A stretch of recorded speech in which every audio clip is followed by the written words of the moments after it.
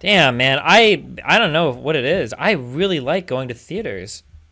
Dan was in here earlier giving that take about how cool, and I see kids on Reddit talking about how nice it is to like watch movies at home and shit. I don't know. I really like. Oh no, I'm just talking about because of the quarantine. I'm Oh, not talking about oh, oh, because I. gotcha. Okay, okay.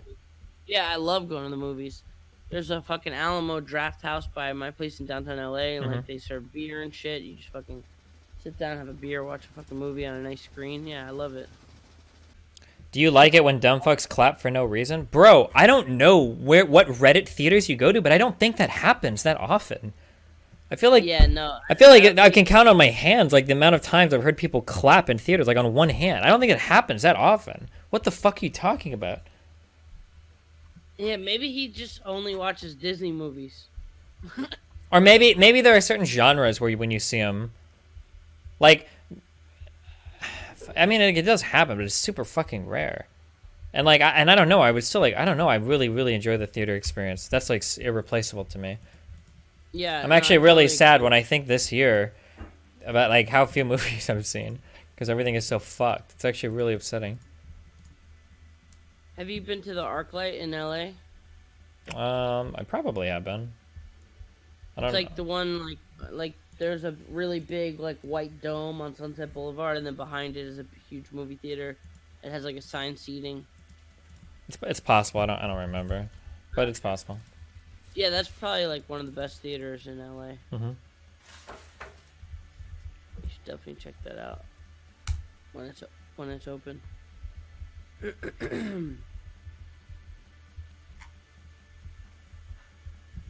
Have you seen Uncut Gems? Yeah. So that I saw in the theater, and that almost gave me a fucking panic attack. Like I know that was like the purpose of like making all of the yelling and the music And the behind it. sounds and the constant droning of everything. Yeah, yeah, but seeing that in the theater, I was just like, I wanted to just scream, "Shut the fuck up!" Like it got too much for me after a while. Yeah. But it's still a pretty good movie though.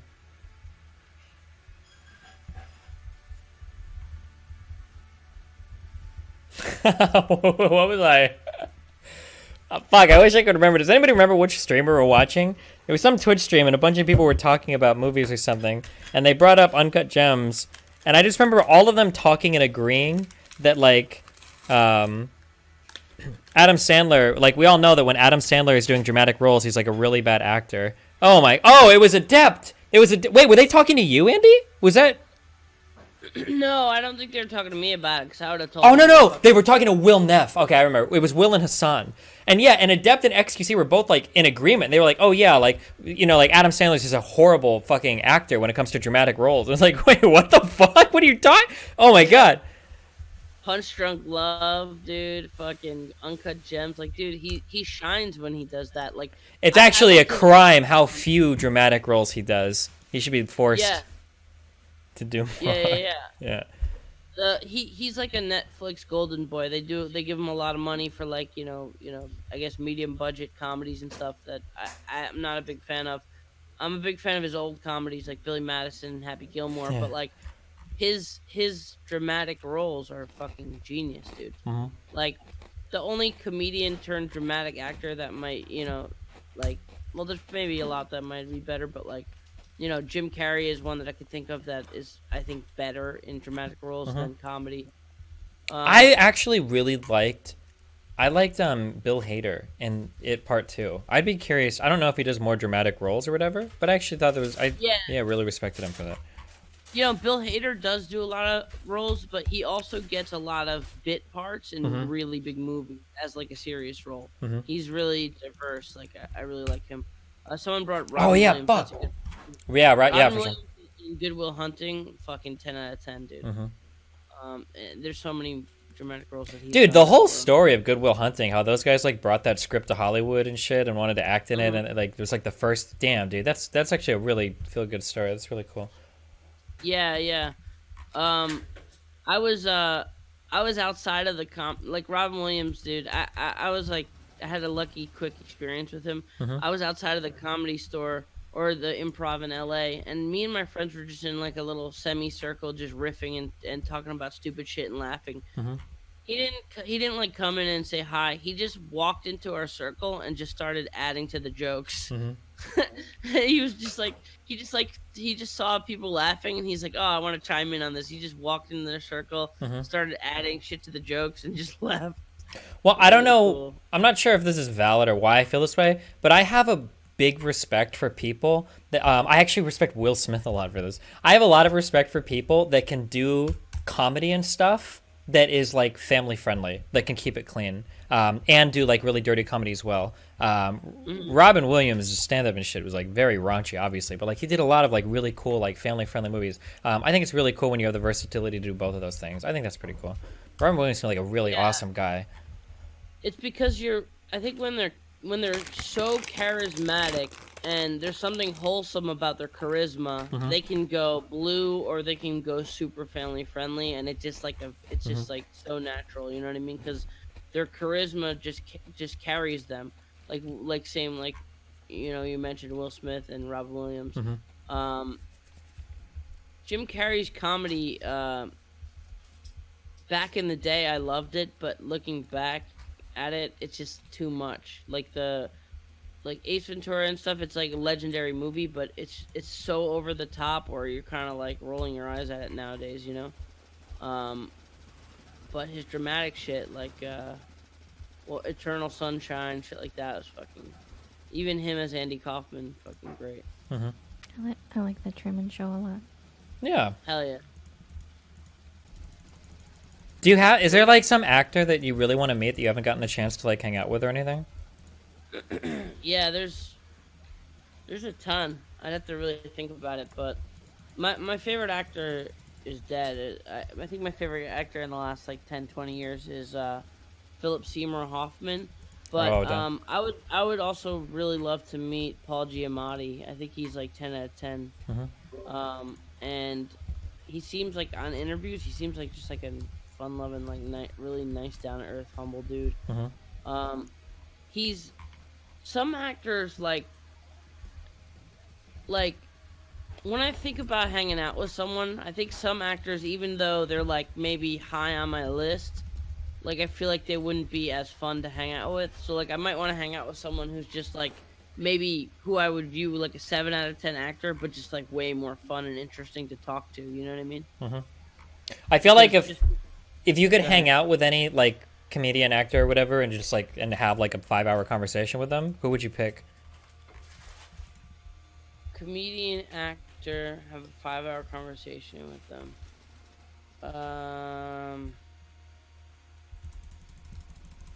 That's fucking hard. The dead category would be so much easier for me. Yeah. The living category is a little bit tougher. I gotta think about what I've liked in I feel like just recent. getting to hang out with and chat with like Dave Chappelle would be so cool. He seems like a really interesting dude that's like been through a lot and had like huge changes in perspective. Yeah, Dave Chappelle would be a good one. Um, I ran into him in L.A. once, but I didn't really get to talk to him. Hmm. He gave me a little nod. I comedian actor. Hmm. I know he's been through the shit. He's been the whole fucking Me Too jerking off in hotels, but So you can't. I really Alright. Louis C.K.'s stand up comedy is fucking. Hmm. It's so fucking good, dude. Like he's one of the best stand up comedians alive, I think. Hmm. I thought his show Louis was pretty good too, or at least Yeah, it's yeah. great. I mean the fucking the dramatic fucking acting and like story in Louis, and it was like the darkest comedy Yeah. show of all time. One thing You know? that people don't understand at all is just because you're funny at one thing does not mean that you're funny at everything. So when somebody can have like funny stand up and have like a funny show, that's actually like amazing. It's so hard to do that because you've seen like Also, yeah, go ahead.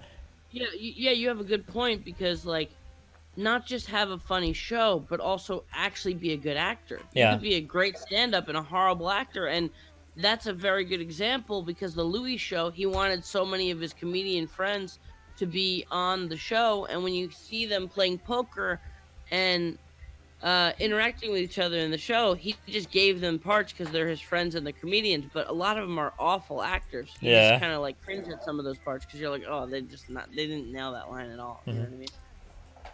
In the Yeah, versatile. in the comedy world, I mean, do you talk to many like small time comedians? By the way, No, only people that have made like 50 million or more. Shut the fuck up. have you named have most of your guys' encounters with small time comedians ended up making you realize that like they're like some of the most depressed people in the world? Oh yeah, stand-up comedians specifically. Like I met so many people during improv, like sketch comedy artists, like fucking comedic actors, but specifically stand-up comedians. I've noticed like a million motherfuckers that are just super dark and depressed. Yeah. I'm pretty sure everybody that's on the cusp of making it is having the worst time of their life until they actually make it. Because like in order to actually no. what? Oh no, I think stand-up comedians, even if they've made like millions of dollars already, are still in that category. Well, but I mean, it probably feels significantly better to at least have made it. I'm not saying that the work isn't there. I'm just saying that like you have nothing when you're on the cusp of making it, right? When you're like trying to do shows, when you're not getting paid for anything. Yeah. You're like, yeah, do or die. But I'm pretty sure that's true for everybody that's like right on the edge. Because to make it in any like competitive like thing, it's going to take 150% commitment, and unless you're gonna have to put in as much work as a comedian trying to make it as a guy that's already made it, but you're not getting paid for it, you know. And that's probably true of like, you know, potential NBA, NFL players, potential like anybody that's trying to go to that next level or whatever, or the top level, I guess. You know what's even worse about not making it? What? You audition every day to a live audience who might be booing you or not laughing at all. True. Yeah.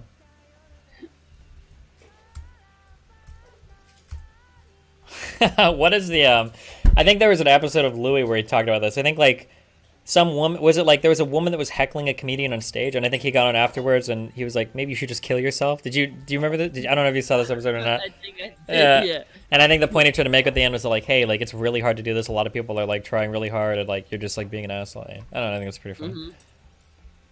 Yeah, the amount of drunk people who just like want to shift the attention on themselves when the comedian is there doing their fucking thing.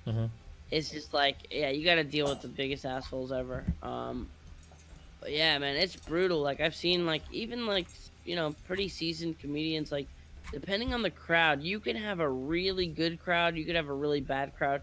You could have jokes that you're like, man, that shit killed, and this whole crowd is dumb as fuck and just doesn't get any of it. You know what I mean? Yeah.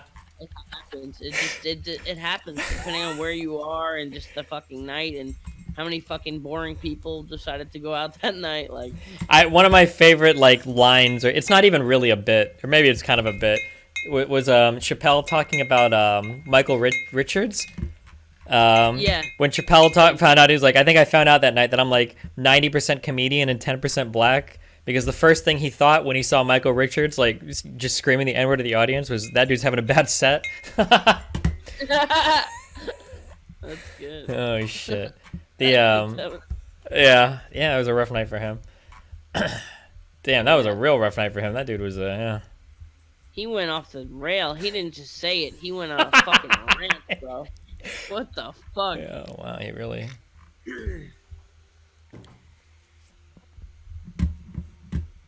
You know Mitch Hedberg stuff at all? Yes. Plays piano, right? Am I thinking of the right guy? I think you're thinking of Zach Galifianakis, maybe. No, I'm not. Absolutely not. Wait, who am I thinking of? Who's the guy with who's the weird British guy with the hair that plays piano? Not Bo Burnham. Fuck, guys. Come on. Who knows this and shit? Oh, I'm thinking of Tim Minchin or whatever. Never mind. Sorry, okay. Okay. Mitch Hedberg said a lot of, like, silly-ass one-liners. Like, it was, like, observational humor mixed with really oddball one-liners. And he totally broke the, like, cliche of, like, stand-up comedians, like, just self-deprecating, like, shitting on their own life. Hey, I'm Asian. When my Asian parents say this, blah, blah, blah. Like, when my Chinese parents say this. He was a really strange comedian, but his lines were just so weirdly genius. I love it. You have to watch it. I don't want to butcher his jokes and butcher his delivery, but you should just watch a couple of clips. Not every single line is gonna get you, but he has some really good ones. Guys, listen, British Australian is the same shit, okay? No one cares. Fuck off. Australian. I mean, the self-deprecating thing, I think, is such a crutch, and you can use it as much as you want, as long as you wrap it up into a really well-written, genius-delivered joke.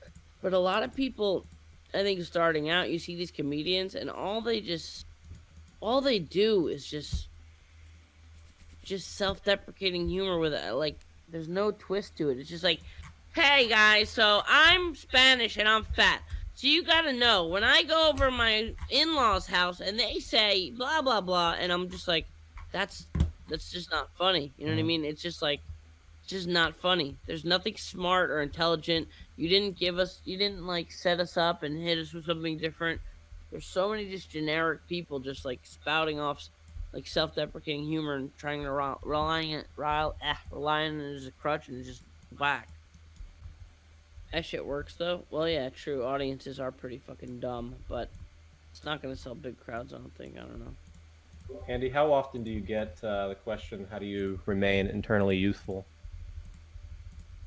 I guess too much. I don't know. Wait, what does that question mean? Like, how do you stay fresh with your ideas, or? No. Like how do you remain that young? Oh. I don't know. I rub pussy juice on my face. Well, that's one way to do it.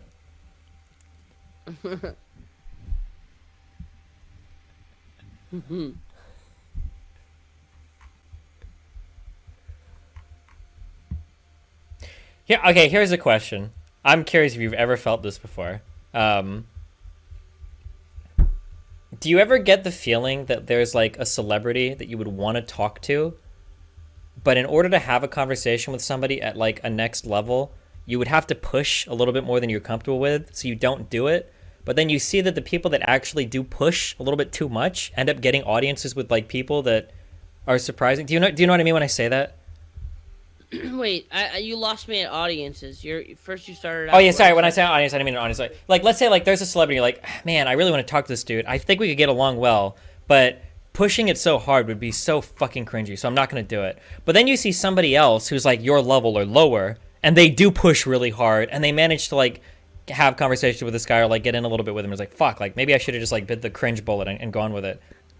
I mean, you can just hang out more with Mr. Mooton's new friends. Stop. I got one. I got one. I'm sure Moon would love to talk to you. You know, I think that people are so incredibly pushy, and I don't want to come off as that because, like, just whatever my fucking level is, I don't fucking know, right? But I've had so many people be so pushy and like come up to me and try to relate to me. And, you know, you met my cousin once in Ohio, and can I have your number, dude? I do comedy too. We should do this. We should do that. So, like, as far as like pushing an agenda to try to be buddy with them, I would never ever do that because it's so fucking gross when people do it to me. Yeah, I agree with you. But it seems like there are people that do that to great success. I'm curious if you ever noticed that, or maybe it doesn't happen in like the major celebrity world and it only happens in the minor one. But yeah, they might do it to some success, but to me, I would rather not be that person. Like I've thrown away an insane amount of business cards of people I met, not celebrities, but just like rich motherfuckers who like run companies, but they just came off as like the biggest douchebags on the planet. And I'm like, this guy could probably make me some money, but having to fucking listen to him talk for even one more minute is not worth living. Like, but for me, if I see like a celebrity that I really want to talk to, like, I don't feel that cringed out for just like saying, hey, what's up? You know, I probably wouldn't say, hey, I love your work, I'm a big fan. I probably would just like say something random to them. But I don't feel like I ever want to push and be like, you know, like, hey, man, let me start engaging in a really deep conversation with this person who doesn't know me, who probably gets approached like fucking 50 times a minute. I just don't do it.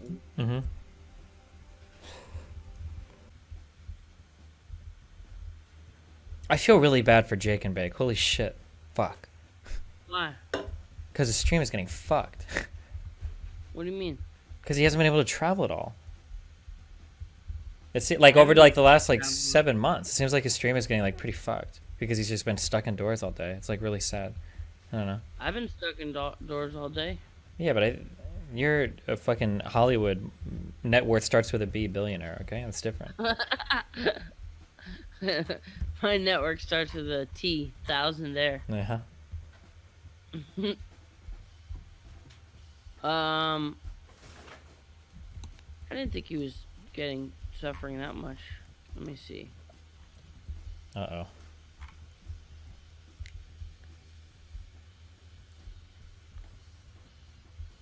I mean, Is this the guy that wrote the third most famous tweet? It in fact is. I think that the guy dying. Yeah, I probably changed it. I thought of you as soon as I saw that. I was like, "Fuck!" Andy just got bumped down by dying Hollywood actors. oh my god, dude. You know, Macaulay Culkin had one that almost beat mine too, but it ended up teetering off at like 3.2. So so now it's I forget how to say what's the guy's name again? I know a lot of people love him. Chadwick, something Chadwick. Fuck, I don't remember. Yeah. So it's him, and then two Barack Obama ones, then me, and then Macaulay Culkin. Yeah. So Jakenbake has like 1 to 2K views. Is that bad, or is the sub count you're talking about? Well, I mean, like, I'm pretty sure concurrent viewership, he was at like, I think he was like 7 or 8K plus. I think he could like pull like 5 figures. I don't know about 8K. I thought he was at like 4 to 6. Maybe it was like 4 to 6. Yeah. But I feel you. No. Yeah, it does kind of suck. I think he needed it though. You know, he was outward about it, so I don't feel bad about saying it. But he was starting to get, a bit of an anxiety, and he pushed himself so hard. He was streaming IRL like every fucking day for so long. Mm-hmm. He was starting to get anxiety, and I think maybe that was part of the reason why he wanted to move back and be closer to his family. And he literally said he wanted to do it more like me, because what I do is like, I have a few months, I'm in LA, I'm just chilling, I'm just hanging out doing desktop streams, then I go on really big trips. He wanted to treat his life more like that instead of just being like, I live in Tokyo, every day is outdoor IRL. You know what I mean? For sure. That's got to get like super fucking stressful at some point. Yeah. So I think he needs this time off to decompress and just relax, and and when traveling is a thing again, he'll be super successful doing it. Mm-hmm. I might do produce shit too. I'm not even sure yet, but when I was in San Francisco, I had a cameraman with a really good camera walking around with me instead, and I was on like the new 1080p 60 frame OBS server, and things just look so much crispier and nicer. Yeah, it's gonna be really cool. I'd guess like in maybe like 5-ish years, when like we can just reliably stream outdoors everywhere on like cell phone connections. That's gonna be awesome. Yeah. There is one limit though, the actual camera on the cell phone. The connection was good. Cell phone cameras are getting so fucking good, man. I don't know. Holy shit. Yeah, the problem is like, I think, I mean, it's not quite at like what like a nice like even like a $600 like actual camera will be, but I still think it's like really impressive. The thing to me is I would be convinced if I could get a really good wide angle lens on it, because when you're in tight places and you're walking around stores and stuff like that, and you're trying to get like 6 people in the frame and still read chat, like I know they have clip-on lenses, and I've used those in the past before I got a backpack, but I want a phone with just a really, really nice wide-angle lens. The one I'm using now on the Sony is a 14 to 24. I keep that shit at like 14 when there's like, we're at a table with like 6 to 8 people, and you keep the camera pretty close to you. It's really nice. Torture your cock and balls must endure. 2 spaces forward, your cock will be stretched.